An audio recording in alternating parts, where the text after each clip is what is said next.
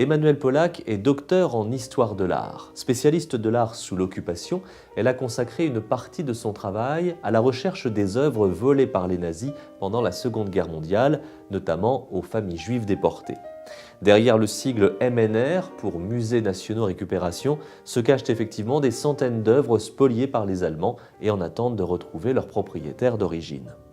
Emmanuelle Pollack a déjà consacré plusieurs ouvrages à ce sujet, et plus précisément au personnage de Rose Valland, qui, alors qu'elle travaillait au musée du jeu de paume à Paris pendant la guerre, avait initié secrètement un référencement des œuvres dérobées.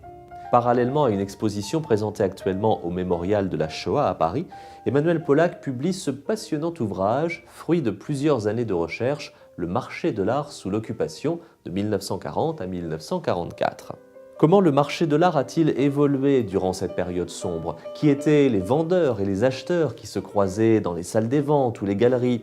Comment Hitler a-t-il tenté de modeler le goût artistique de ses contemporains? Comment les œuvres ont-elles transité et quels furent les différents réseaux qui ont créé un marché parallèle?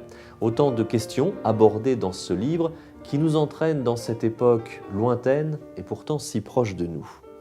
Faisant le choix d'une écriture accessible même aux non-initiés, Emmanuelle Pollack brise des tabous, dévoile des documents inédits, raconte des anecdotes qui font parfois froid dans le dos. Avec force détail et avec la précision de la chercheuse historique, Emmanuelle Pollack recrée le Paris occupé et fait ressurgir toute une galerie de personnages au rôle trouble.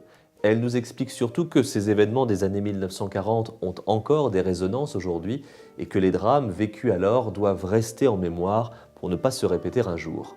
Le marché de l'art sous l'occupation, le livre d'Emmanuelle Pollack, est publié chez Talandier.